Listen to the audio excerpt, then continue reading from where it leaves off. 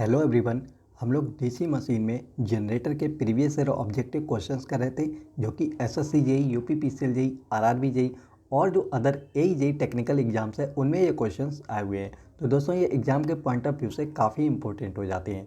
दोस्तों यहाँ पे हमारा पहला क्वेश्चन है, the generator has poorest voltage regulation. निम्नलिखित में से ऐसा कौन सा जनरेटर है जिसका पुअरेस्ट वोल्टेज रेगुलेशन होता है। दोस्तों जो हमारा सीरीज जनरेटर होता है इसका पुअरेस्ट वोल्टेज रेगुलेशन होता है, क्योंकि दोस्तों जो इसका फुल लोड वोल्टेज होता है वो ग्रेटर देन होता है नो लोड वोल्टेज से। अब दोस्तों सीरीज जनरेटर में जो हमारी इक्वेशन होती है वो होती है E G is equal to I A R A plus B T. तो B T is equal to E G minus I A R A. अब देखिए सीरीज जनरेटर है तो इसमें चाहे हम बोलें आर्मेचर करंट या बोलें फील्ड करंट या कह सकते हैं लोड करंट, ये सभी करंट हमारी सेम होती हैं। तो जब हम लोग लोड को बढ़ाते हैं, लोड को बढ़ाने का मतलब यही है कि उसका जो रेजिस्टेंस है उसको हम डिक्रीज़ कर रहे हैं। तो भाई जब रेजिस्टेंस डिक्रीज़ हो जाएगा लोड का तो करंट बढ़ जाएगी, लोड करंट बढ़ जाएगी, इससे हमारी जो फील्ड करंट है वो बढ़ जाएगी। फील्ड करंट के बढ़ने से हमारा जो फील्ड फ्लक्स है वो यहाँ पर बढ़ जाएगा। इसकी वजह से जो हमारा ईजी है वो भी यहाँ पर बढ़ जाएगा और इसके बढ़ने से हमारा जो टर्मिनल वोल्टेज है वो भी यहाँ पर बढ़ जाएगा। अब देखिए जो वोल्टेज रेगुलेशन होता है वो दोस्तों होता है B no load minus V full load upon V full load. तो वी फुल लोड यहाँ पर नो लोड से ज़्यादा है, इसकी वजह से यहाँ पर ये नेगेटिव आएगा। तो यहाँ पर ये जो है हमारा पुअरेस्ट वोल्टेज रेगुलेशन है। तो यहाँ पे हमारा ऑप्शन ए करेक्ट हो जाएगा। चलिए नेक्स्ट क्वेश्चन है, a 200 volt DC machine supplies 20 ampere at 200 volt as a generator. तो एक जनरेटर है जिसका टर्मिनल वोल्टेज जो है वो हमारा 200 वोल्ट है और जो हमारी करंट है वो हमारी 200 एम्पियर है। लोड करंट हमारी 200 एम्पियर है। द आर्मेचर रेजिस्टेंस ऑफ 0.5 ओम, और जो आर्मेचर रेजिस्टेंस है वो हमें दे रखा है 0.5 ohm. If the machine is now operated as a motor. अब यदि हम इस डीसी जनरेटर या इस मशीन को हम एक मोटर की तरह ऑपरेट करते हैं तो इसमें हमें दो कंडीशन दे रखी हैं कि इसका जो टर्मिनल वोल्टेज है और जो करंट है वो यहाँ पर सेम है, लेकिन यहाँ पे जो फ्लक्स है वो इंक्रीज़ हो गया है इस बार 20%। The approximate ratio of motor speed to the generator speed. तो हमें रेशियो निकालना है एक मोटर स्पीड का जनरेटर स्पीड के साथ में। देखिए यहाँ पे दोस्तों हमें गिवन है terminal voltage 200 volt, load current में गिवन है और हमें आर्मेचर रेजिस्टेंस गिवन है। साथ ही दोस्तों यहाँ पे बोला गया है कि मोटर के केस में जब हम इसको ऑपरेट करते हैं तो इसका फ्लक्स जो है वो 20% बढ़ जाता है। तो हमने मान लिया कि भाई जो जनरेटर के केस में इसका जो फ्लक्स था वो 100% था। तो मोटर के केस में हमारा वोल्टेज और करंट जो है वो तो सेम है, लेकिन फ्लक्स यहाँ पर 20% बढ़ गया। तो ये से हमने मान लिया कि 120% हो गया। अब इसके केस में जो हमारा इक्वेशन होगा E G is equal to B T plus I A R A. B T हमें दे रखा है, आई ए जो है वो भी हमें दे रखा है और जो आर ए है वो भी हमें दे रखा है। तो यहाँ पर हमारा जो ई जी आएगा जनरेटर के केस में वो हमारा आ जाएगा 210 वोल्ट। मोटर के केस में हमारा जो बी टी होता है वो बड़ा होता है, तो B T is equal to E G minus E G plus I A R A. तो ई एम यहाँ पे ई जी को हमने यहाँ पर मोटर के केस में ई एम से डिनोट कर दिया, तो E M is equal to V T minus I A R A. तो यहाँ पे हमें बी टी दे रखा है, आई ए भी दे रखा है और आर ए भी दे रखा है, तो इसकी वैल्यू निकल के आ गई 190 वोल्ट। अब देखिए दोस्तों हम लोग जानते हैं E G is equal to 5p/Zn upon 60a। तो यहाँ पे आप देख रहे हैं कि जो n है स्पीड है वो हमारी ई जी के तो डायरेक्टली प्रोपोर्शनल है, बट जो हमारा फ्लक्स है उसके इन्वर्सली प्रोपोर्शनल है। तो हम लिख सकते हैं N M upon N G is equal to E M upon E G into 5g upon 5m। तो हमें ई एम जो है वो हमने निकाल लिया 190, ई जी भी हमने निकाल लिया 210 वोल्ट इंटू 5g। पहले जब हम जनरेटर के केस में थे तो हमने उसका जो फ्लक्स माना था वो हमने माना था 100%। मोटर के केस में यही फ्लक्स जो है वो 20% बढ़ गया, तो 120। सॉल्व करेंगे दोस्तों तो हमारा जो यहाँ पे वैल्यू निकल के आएगी वो आएगी 0.75। तो यहाँ पे हमारा ऑप्शन सी करेक्ट हो जाएगा। चलिए नेक्स्ट क्वेश्चन है, the E M F induced in the armature of a shunt generator is 600 volt. एक शंट जनरेटर है जिसमें हमारा ईएमएफ इंड्यूस हुआ है 600 volt. The armature resistance is 0.1 ohm. Armature resistance हमें दे रखा है 0.1 ohm. If the armature current is 200 ampere the terminal voltage will be. यदि आर्मेचर करंट हमें दे रखी हो 200 एम्पियर तो हमें टर्मिनल वोल्टेज निकालना है। देखिए शंट जनरेटर में क्या होती है हमारी equation, Eg is equal to V T plus I A R A. Eg हमें दे रखा है, वी टी हमें निकालना है, आई ए भी दे रखी है और आर ए भी दे रखा है। तो वी टी हमारा निकल के आ जाएगा 580 वोल्ट। नेक्स्ट क्वेश्चन है, a 200 volt DC generator supplies 4 kilo watt at a terminal voltage of 200 volt. तो एक लोड लगा हुआ है जो कि जनरेटर जो है वो हमारा सप्लाई कर रहा है पावर को 4 किलो वाट, और वो जो लोड लगा है उसके अक्रॉस यहाँ पर जो हमारा वोल्टेज है वो है दे रखा 200 वोल्ट, या कह सकते हैं टर्मिनल वोल्टेज हमें दे रखा है 200 volt. The armature resistance being 0.5 ohm, armature resistance हमें दे रखा है 0.5 ohm. If the machine is operated as a motor, अब इस मशीन को हम एक मोटर की तरह ऑपरेट करते हैं तो हमें वही दो कंडीशन दे रखी हैं, टर्मिनल वोल्टेज और जो करंट है वो यहाँ पर सेम है। Find the ratio of the generator speed to the motor speed. तो इस बार हमसे पूछा गया है कि जो जनरेटर स्पीड और मोटर की स्पीड का रेशियो क्या होगा। देखिए हमें पावर दे रखी है P is equal to 4 kilo watt, terminal voltage दे रखा है और हमें दे रखा है आर्मेचर रेजिस्टेंस। तो जनरेटर के केस में, मोटर के केस में वोल्टेज और करंट जो है वो यहाँ पर सेम बताइए।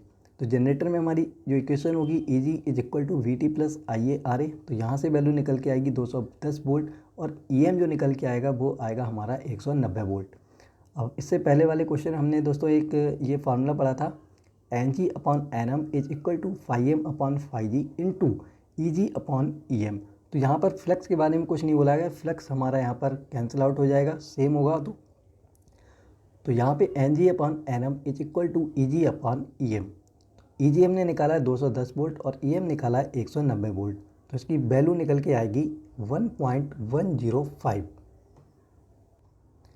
चलिए नेक्स्ट क्वेश्चन है दोस्तों, in a DC generator in case the brushes are moved so as to bring them in magnetic neutral axis then there will be। DC generator में जो ब्रशेस हैं वो मूव होते हैं हमारे एमएनए जिधर मूव हो रही है डीसी जनरेटर में जो ब्रशेस हैं वो भी उसी साइड पे मूव हो रहे हैं। तो दोस्तों एमएनए जो हमारी शिफ्ट हो रही है इससे हमारा जो क्रॉस मैग्नेटाइजेशन इफेक्ट और डीमैग्नेटाइजेशन इफेक्ट जो है ये दोनों ही हमारे आते हैं, क्योंकि दोस्तों इससे होता क्या है, जो हमारी आर्मेचर रिएक्शन है उसके ये दोनों ही हमारे इफेक्ट होते हैं। अब जब आर्मेचर रिएक्शन की वजह से हमारी एमएनए जो है वो शिफ्ट हो जाती है, इसकी वजह से जो हमारे ब्रशेस हैं उनको भी हमें शिफ्ट करना होता है। In DC generator in case the brushes are moved so as to bring them in magnetic neutral axis then there will be cross magnetization as well as demagnetization. तो ये जो क्रॉस मैग्नेटाइजेशन और जो demagnetisation है ये दोनों ही effect हमारे आर्मेचर रिएक्शन के हैं।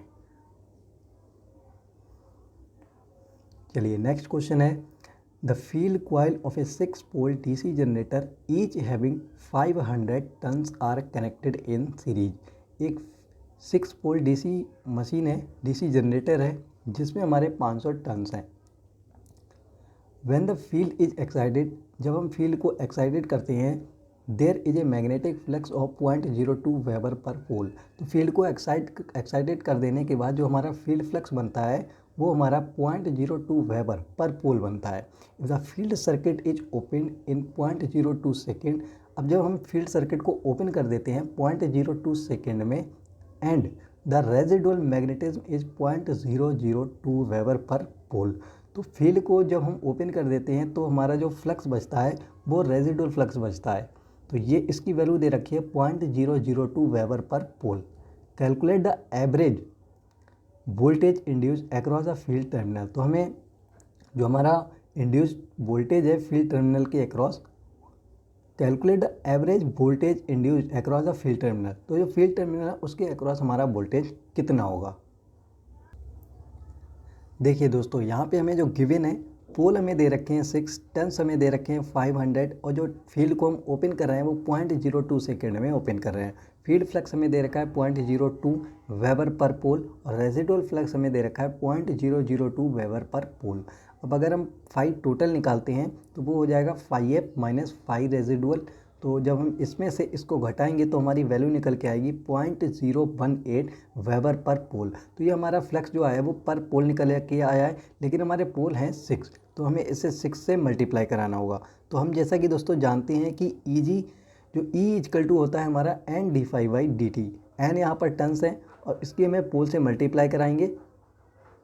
तो यहाँ पे दोस्तों फाई की वैल्यू हमने निकाल ली, तो और जो हमें टाइम है वो भी हमें दे रखा है। तो इसको जब हम सॉल्व करेंगे तो ये निकल के आएगा 16,200 वोल्ट। तो यहाँ पे हमारा ऑप्शन बी करेक्ट हो जाएगा। चलिए नेक्स्ट क्वेश्चन देखते हैं। A generator converts energy. एक जनरेटर कन्वर्ट करता है मैकेनिकल एनर्जी को इलेक्ट्रिकल एनर्जी में। A generator converts mechanical energy to electrical energy. A motor converts electrical energy to mechanical energy. देखिए दोस्तों, जो जनरेटर है वो हमारा किस में एनर्जी को कन्वर्ट करता है? इलेक्ट्रिकल एनर्जी में। मैकेनिकल को इलेक्ट्रिकल एनर्जी में। देखिए जो जनरेटर है उसकी हम क्या करते हैं, शाफ्ट जो होती है उसको हम रोटेट करते हैं, घुमाते हैं प्राइम मूवर की सहायता से। इसके बाद हमें उसके जो टर्मिनल है वहाँ पे हमको वोल्टेज मिलता है। तो हम कह सकते हैं कि एक मैकेनिकल एनर्जी हमने जनरेटर को दी और उसने हमें इलेक्ट्रिकल एनर्जी दे दी। ये इलेक्ट्रिकल एनर्जी में उसको कन्वर्ट कर दिया। और वहीं हम मोटर को क्या देते हैं, सप्लाई देते हैं। इसके बाद जो उसकी शाफ्ट है वो हमारी रोटेट होती है। तो हमने इलेक्ट्रिकल एनर्जी उस मोटर को दी और उसकी जो शाफ्ट घूमी है वो हमें एक मैकेनिकल एनर्जी प्राप्त हो गई। और जो दोस्तों हमारा जो जनरेटर है उसमें जो हम लोग कम्यूटेटर यूज़ करते हैं, उसमें जो कम्यूटेटर है वो एक मैकेनिकल रेक्टिफायर की तरह वर्क करता है। तो मैकेनिकल रेक्टिफायर की तरह वर्क करने का मतलब यही हो गया कि एसी को डीसी में कन्वर्ट करता है। वहीं मोटर के केस में हमारा जो कम्यूटेटर है वो एक तरीके से वर्क करता है मैकेनिकल इन्वर्टर की तरह। तो ये डीसी को एसी में कन्वर्ट करता है। A DC generator delivers a 30 ampere current to a load at 120 volt by consuming 4500 joule per second of mechanical energy. Determine the efficiency of the generator. तो हमसे क्वेश्चन में पूछा गया है कि जो हमारा डीसी जनरेटर है उसकी एफिशिएंसी क्या होगी। देखिए जो हमारी एफिशिएंसी होती है वो होती है आउटपुट अपॉन इनपुट। अब परसेंटेज में निकालने के लिए हमें इसमें 100 से मल्टीप्लाई कराना होगा। तो जो हमें आउटपुट मिलता है एक डीसी जनरेटर में वो मिलता है P is equal to V I. V हमें दे रखा है 120 वोल्ट और हमें करंट भी दे रखी है 30 एम्पियर। तो हम यहाँ पर जो आउटपुट हमें मिला है वो निकाल सकते हैं। इसके बाद जो हमें इनपुट दे रहे हैं वो हमें दे रखा है 4500 जूल पर सेकेंड। जब हम इसको सॉल्व करेंगे तो हमारी जो एफिशिएंसी निकल के आएगी वो आएगी 80%। तो यहाँ पे हमारा ऑप्शन बी करेक्ट हो जाएगा। चलिए नेक्स्ट क्वेश्चन है, a 4 poles lap bound DC machine has 462 conductor in the armature. एक हमारा 4 पोल की मशीन है जिसमें हमारी जो बाइंडिंग की हुई है वो लैप बाइंडिंग की हुई है और उसमें 462 कंडक्टर हैं। द एवरेज फ्लक्स पर पोल इज 0.02 वेबर। और जो हमारा फ्लक्स दे रखा है पर पोल वो हमें दे रखा है 0.02 weber. Determine the induced armature voltage when the armature rotate eight 1000 RPM। तो हमें इंड्यूस्ड EMF को हमें निकालना है और यदि हम उस आर्मेचर को 1000 RPM पर रोटेट कर रहे हैं। दोस्तों जो हमारा लैप वाइंडिंग होती है उसमें हमारे जो नंबर ऑफ पैरेलल पाथ होते हैं वो पोल के इक्वल होते हैं और पोल हमें दे रखे हैं 4। फ्लक्स हमें दे रखा है, कंडक्टर हमें दे रखे हैं और एन भी हमें दे रखा है। तो हम यहाँ से EG निकाल सकते हैं। EG is equal to 5PZN upon 60A। अब number of parallel path A बराबर P है तो यहाँ से ये कैंसिल हो जाएंगे, तो बचेगा सिर्फ और सिर्फ हमारा 5ZN अपॉन 60। जब हम यहाँ पे इसकी वैल्यू रखेंगे तो निकल के आएगी 154 वोल्ट। तो यहाँ पे हमारा ऑप्शन सी करेक्ट हो जाएगा। चलिए नेक्स्ट क्वेश्चन है, a DC shunt generator has core loss of 100 watt and armature resistance of 0.25 ohm. एक डीसी शंट जनरेटर है जिसमें कोर लॉस दे रखे हैं 100 वाट और जो हमारा आर्मेचर रेजिस्टेंस है वो दोस्तों है 0.25 ohm. What is the load current corresponding to maximum efficiency. Maximum efficiency पर हमारी लोड करंट क्या होगी यदि माना जाए कि आर्मेचर करंट जो है वो लोड करंट के इक्वल है। दोस्तों इससे पहले वाली वीडियो में हमने एक क्वेश्चन डिस्कस किया था कि एक डीसी जनरेटर की क्या कंडीशन होगी मैक्सिमम एफिशिएंसी के लिए। मैक्सिमम एफिशिएंसी के लिए कोर लॉस जो है वो वेरिएबल लॉस के इक्वल होने चाहिए। तो PC is equal to I²RA, और इसमें हमें बोला गया है कि जो हमारी आर्मेचर करंट है वो लोड करंट के इक्वल है। तो यहाँ पे हम IA को IL भी कह सकते हैं। तो यहाँ से हम IA की वैल्यू निकाल सकते हैं PC/RA। जब हम इसकी वैल्यू रखेंगे तो निकल के आएगी हमारी 20 एम्पियर, और यही हमारी लोड करंट के इक्वल होगी। तो यहाँ पे हमारा ऑप्शन बी करेक्ट हो जाएगा। चलिए नेक्स्ट क्वेश्चन है यहाँ पर, a 6 pole lap wound DC generator has 240 coils of 2 tons each. If the flux per pole is 0.04 Weber, find the generated EMF at no load for the armature speed of 1200 RPM। देखिए दोस्तों, question में हमें given क्या है, हमें एक 6 पोल की machine दे रखी है, जनरेटर दे रखा है 6 पोल का, जिसमें हमारी जो बाइंडिंग है वो है लैप बाइंडिंग। इसमें जो कॉइल्स हैं वो 240 कॉइल्स हैं, और जो एक कॉइल है उसमें 2 टर्न है। और यदि फ्लक्स पर पोल हमें दे रखा है 0.04 वेबर, तो हमें जो है जनरेटेड EMF निकालना है एट नो लोड पे। और जो स्पीड दे रखी है आर्मेचर की वो दे रखी है 1200 RPM। देखिए जो लैप वाइंडिंग होती है उसमें जो नंबर ऑफ पैरेलल पाथ होते हैं वो P के इक्वल होते हैं, पोल के इक्वल, जो कि यहाँ पर 6 दे रखे हैं। अब यहाँ पे हमें बताया गया है कि जैसे कि आप लोग जानते हैं कि 1 टन में 2 कंडक्टर होते हैं, ठीक है। तो 2 टन में हमारे कितने 4 कंडक्टर हो जाएंगे। अब यहाँ पे आप ये जो देख रहे हैं ये हमारी एक कॉइल है जिसमें हमारे 2 टर्न है, तो और 2 टर्न में हमारे 4 कंडक्टर हो गए। इसी तरह से हमारी 240 कॉइल हैं, तो 240 कॉइल में हमारे कंडक्टर जो होंगे 240 गुणा 4, तो 960 कंडक्टर हमारे होंगे। EG is equal to 5PZN/60A। तो यहाँ पे P से और A जो है वो यहाँ पे कैंसिल हो जाएगा, 5ZN। जब हम इसकी वैल्यू रखेंगे तो हमारी वैल्यू निकल के आएगी 768 वोल्ट। तो यहाँ पे हमारा ऑप्शन बी करेक्ट हो जाएगा। Direct current machines are attached with interpoles in order to.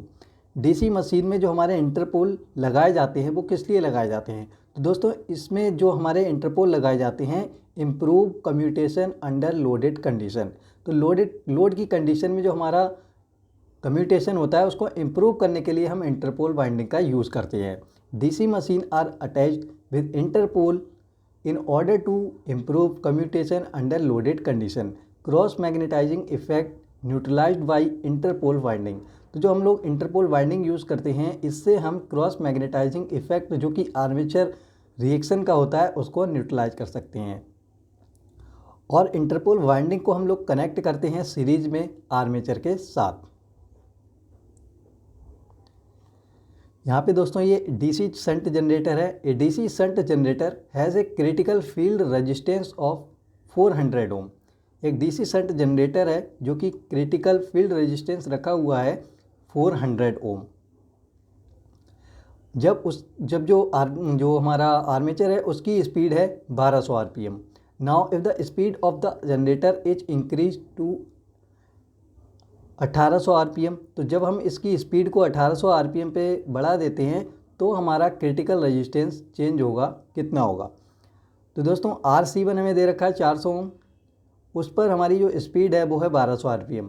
अब यदि हम इसकी स्पीड को हम 1800 RPM कर देते हैं तो हमारा क्रिटिकल रेजिस्टेंस RC2 क्या होगा। जैसा कि दोस्तों आप लोग जानते हैं EG is equal to K5FN होता है, और 5F इक्वल टू होता है K-IF। तो जब हम इसको यहाँ पे रखेंगे तो इसे हम लिख सकते हैं K-IFN। अगर हम इसे कांस्टेंट यहाँ पर मान लेते हैं तो ये जो IF है इसे हम इसके अपॉन में भेजेंगे तो ये आपका जो निकल के आएगा EG/IF, इसी को हम बोलते हैं क्रिटिकल रेजिस्टेंस। तो ये आपका डायरेक्टली प्रोपोर्शनल है आपके स्पीड के। तो यहाँ पे हम लिख सकते हैं RC2/RC1 is equal to N2/N1। यहाँ से हमको RC2 निकालना है तो RC2 is equal to N2/N1 into RC1। जब हम यहाँ पे इसकी वैल्यू रखेंगे तो हमारा जो RC2 निकल के आएगा वो आएगा 600 ओम। तो दोस्तों यहाँ पे हमारा C ऑप्शन यहाँ पर करेक्ट हो जाएगा। नेक्स्ट क्वेश्चन है, a generator has an open circuit EMF of 18 volt एक जनरेटर है जो कि ओपन सर्किट वोल्टेज रखता है 18 volt. Its terminal voltage drop to 15 volt with load resistance of 30 ohm. जब हम लोग लोड लगा देते हैं जिसका रेजिस्टेंस 30 ओम है तो वहाँ पर जो वोल्टेज ड्रॉप होता है वो 15 वोल्ट होता है। Calculate the it's internal resistance, तो हमें आर्मेचर रेजिस्टेंस को यहाँ पर फाइंड करना है। ओपन सर्किट पे जो हमारा ईजी होता है वो बीटी के इक्वल होता है, तो यहाँ पर हमारा 18 वोल्ट हो जाएगा। अब यदि हम लोड लगा देते हैं और लोड हमारा है 30 ओम का और यहाँ पे जो वोल्टेज ड्रॉप हो रहा है वो हमारे हो रहे हैं 15 वोल्ट, तो हम इससे हम निकाल सकते हैं लोड करंट। लोड करंट जब हम लोग यहाँ से निकाल सकते हैं तो I=V/R, जो कि हमारी आएगी 1/2 एम्पियर। देखिए दोस्तों, IF जो है वो यहाँ पर कम होगी लोड करंट से, तो IA होता है IL + IF। तो हम IF जो है फील्ड करंट वो हमारी लो है, तो हम यहाँ पर इसको निगलेक्ट कर सकते हैं, तो IA = IL। तो यहाँ पे हमारी जो इक्वेशन आएगी EG = VT + IA/RA। EG की वैल्यू दे रखी है 18, VT हमें दे रखा है 15 + 1/2 RA। सॉल्व करेंगे तो ये हमारा RA निकल के आएगा 6 ओम। तो यहाँ पे ऑप्शन सी करेक्ट हो जाएगा। चलिए नेक्स्ट क्वेश्चन है, ए DC shunt generator when driven without connecting field winding shown N open circuit terminal voltage of 12 volt. तो एक DC शंट जनरेटर है जिसमें हमने क्या की, जो फील्ड वाइंडिंग है उसको हमने कनेक्ट नहीं किया है। इस कंडीशन पे जो हमारा टर्मिनल वोल्टेज है वो हमें शो हुआ है 12 volt. When the field winding is connected and excited, जब हम फील्ड वाइंडिंग को कनेक्ट कर देते हैं और उसको हम एक्साइटेड करते हैं तब जो हमें टर्मिनल वोल्टेज हमें जो मिला वो हमें 0 मिला। क्यों, ऐसा क्यों हुआ? तो दोस्तों ऐसा इसलिए हुआ क्योंकि field winding has got wrongly connected. जो हमारी फील्ड वाइंडिंग है वो गलत तरीके से यहाँ पर कनेक्ट की हुई है, इसीलिए हमें जो वोल्टेज है वो यहाँ पर 0 मिला। अब ऐसा क्यों हुआ आइए देखते हैं। देखिए, the terminal voltage drop to 0 because field winding has got wrongly connected, so residual flux will be eliminate and voltage will be drop to 0। तो जो हमारा रेजिडुअल फ्लक्स है, अब देखिए जो इसकी जो पोलरिटी थी वो गलत तरीके से यहाँ पर करेक्ट थी, जिसकी वजह से जो हमारा रेजिडुअल जिस डायरेक्शन में था उसके अपोजिट डायरेक्शन में हमारा फील्ड फ्लक्स हो गया, जिसकी वजह से इसने जो है न्यूट्रलाइज कर दिया। अब यहाँ पर हमारा फिर जो है ड्रॉप जो है वो 0 यहाँ पर हमें दिखाई दिया इसी वजह से।